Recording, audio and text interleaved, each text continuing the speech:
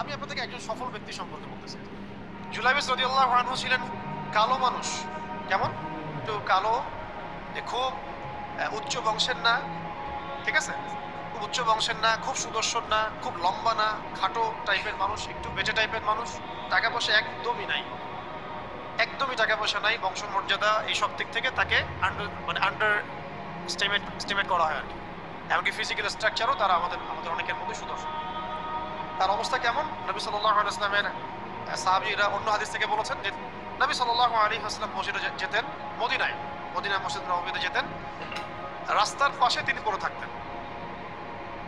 ধরেন আমরা মসজিদে হেঁটে আসতেছি, রাস্তার পাশে একজন বসে আছেন, গায়ের জামা কাপড় খুব একটা উন্নত না, ছেঁড়া, তাসবিহ নিয়ে জিকির করতেছেন। আপনি কি খুব ফোকাস করবেন তার দিকে? করবেন না কিন্তু মানুষ তার দিকে ফোকাস করে না খুব একটা, যাওয়া আসা করে, সে পড়ে থাকে।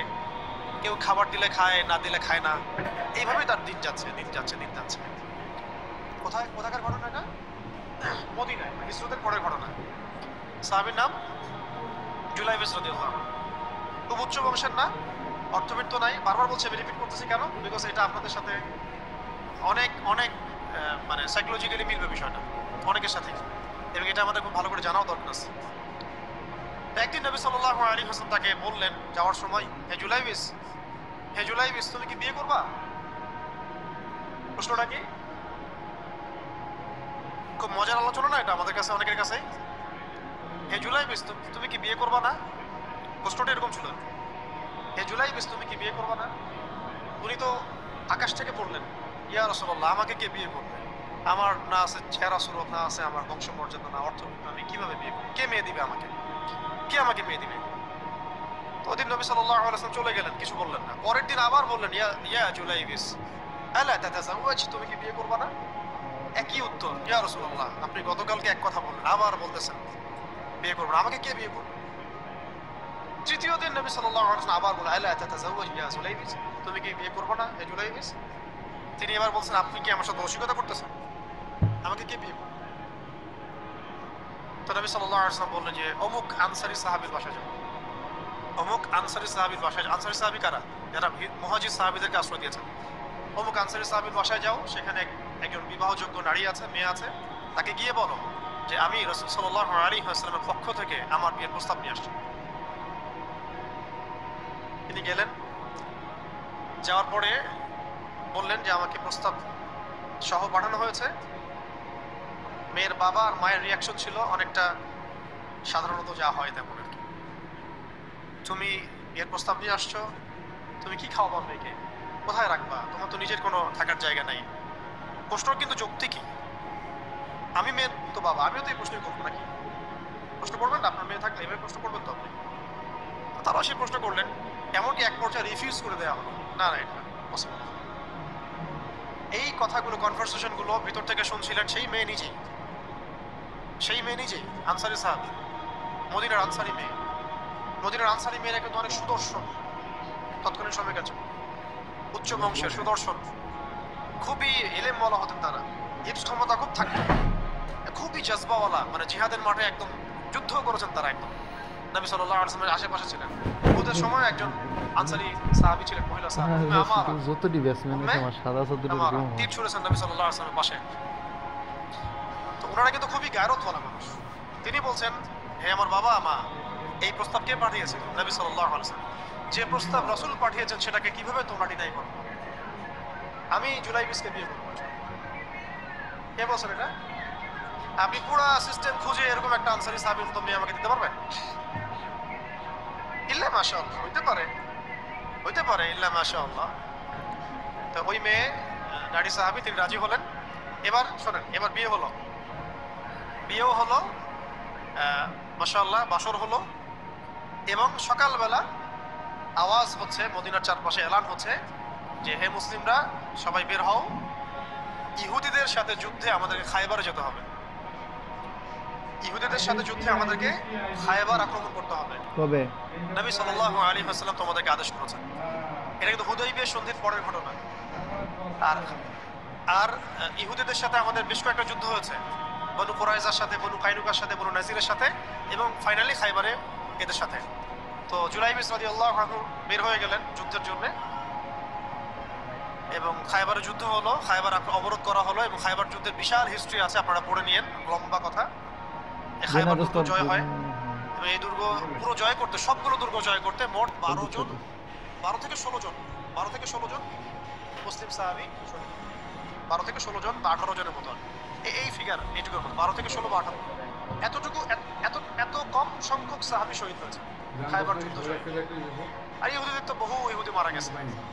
এবং খায়বার বিজয়ের পরে মুসলিমদের আর্থসামাজিক যে অবস্থা, মানে টাকা পয়সা, ল্যান্ড, গনিমতের মাল প্রচুর বেড়ে গেছে। এখন নবী করিম সাল্লাল্লাহু আলাইহি ওয়াসাল্লাম শহীদদের লাশ তালাশ করছেন, কোথায় কোথায় শহীদরা আছে, তাদের মানে কবরস্থ করার প্রসেসিং হবে। উহুদ যুদ্ধেও তো হয়েছে না, ওই রকমই প্রত্যেকটা যুদ্ধেই তো এটা হতো। লাশগুলো তালাশ করতে করতে করতে করতে করতে একটা কর্নারে গিয়ে তিনি দেখলেন সেখানে জুলাইবিস রাদিয়াল্লাহু আনহুর লাশ পড়ে আছে। কার? জুলাইবিস রাদিয়াল্লাহু আনহুর লাশ পড়ে আছে, যার ব্যাপারে আমি গল্পটা বলছি আর কি। এবং তার গায়ে অসংখ্য তরবারের দাগ, ক্ষতবিক্ষত অবস্থা, এবং তার আশেপাশে মোট 1 2 3 4 5 6 7 8 9 জন ইহুদির লাশ পড়ে আছে।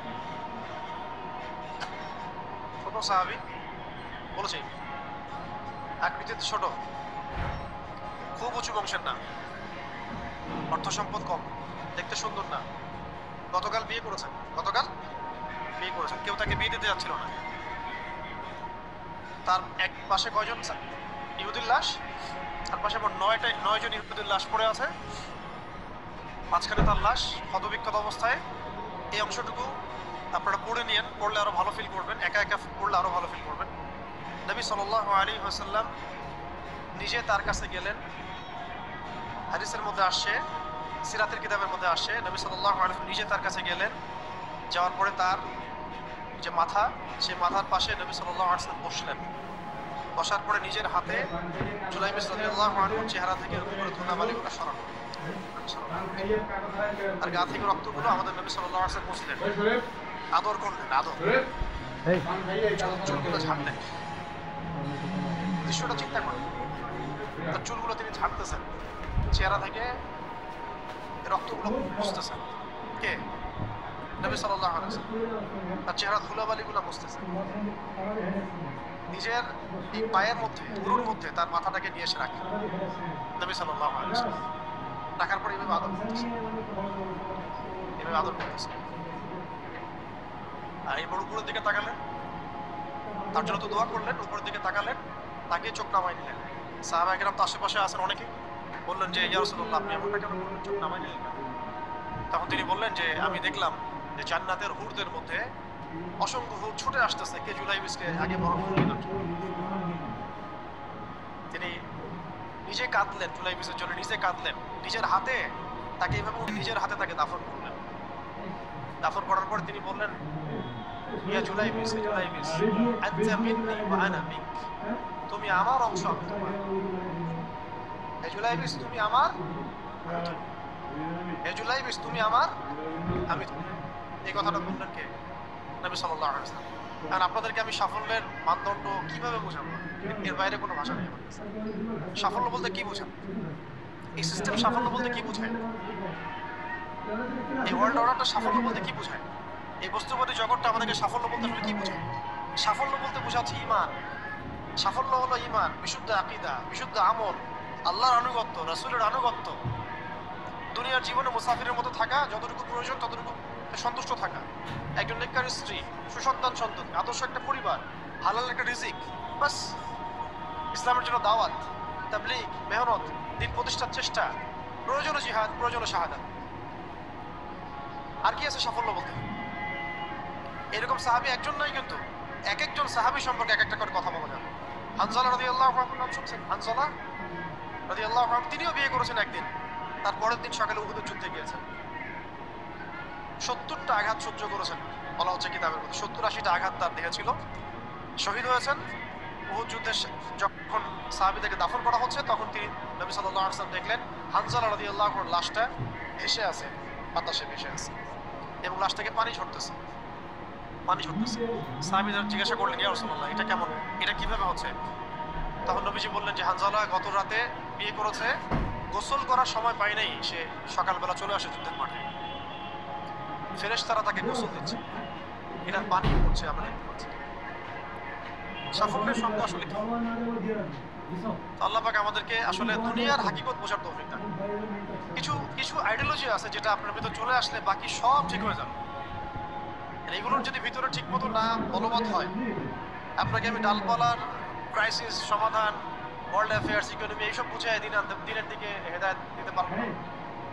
কিছু বিষয় ভিতর থেকে আসতে হবে, যে আগে আপনাকে হাকিকত বুঝতে হবে, আসলেই দুনিয়া কি, আখেরাত কি, গন্তব্য কোথায়, কোত্থেকে আসছি, কোথায় যাব, কোত্থেকে আসছি, আমরা যাব কোথায়, কোত্থেকে আসছি, যাব কোথায়, মাঝখানের সময় আমার কাজ কি, কে আমার নবী, কি আমার দিন, আমার দিনের মৌলিক বিষয়গুলো কি, দিনের ইলম কি, আমল সালেহ কি, দিন প্রতিষ্ঠার মেহনত কাকে বলে, কি করলে আল্লাহ পাক আমাকে কালকে আমাদের মাঠে নবীদের, শহীদদের, সিদ্দিকদের সাথে হাসর পড়াবেন।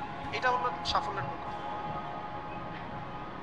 এর মানে এই না যে দুনিয়াতে আমরা কিছুই করব না, ব্যবসা করব না, আমরা চাকরি বাকরি করব না, আমরা মানে মুআমালাত মুআশারাত করব না, বিষয়টা তো এমন নয়। কিন্তু কথা হচ্ছে আমাদের মূল উদ্দেশ্যটা কি? স্ত্রী সন্তান তো আমাদেরও আছে, কেন আপনি তাদের ভরণ পোষণ দিবেন, কেন তাদেরকে আপনি বড় করবেন সুন্দর করে? বিকজ তারা আপনার জন্য রিজিকের অংশ, তারা আপনার তাজারিয়া, তাদের উপর আপনার হক আছে, আমার উপর তাদের হক আছে। যার যার হক আমি কেন আদায় করবো? আল্লাহর সন্তুষ্টির জন্য, আল্লাহর সন্তুষ্টি অর্জনের জন্য সব কাজ করা, রাসূলের তরিকায় সব কাজ করা এবং হালাল খেয়ে কাজ করা। এগুলো আমাদের সবাইকে যত দ্রুত সম্ভব এগুলো ঠিক করে ফেলতে হবে।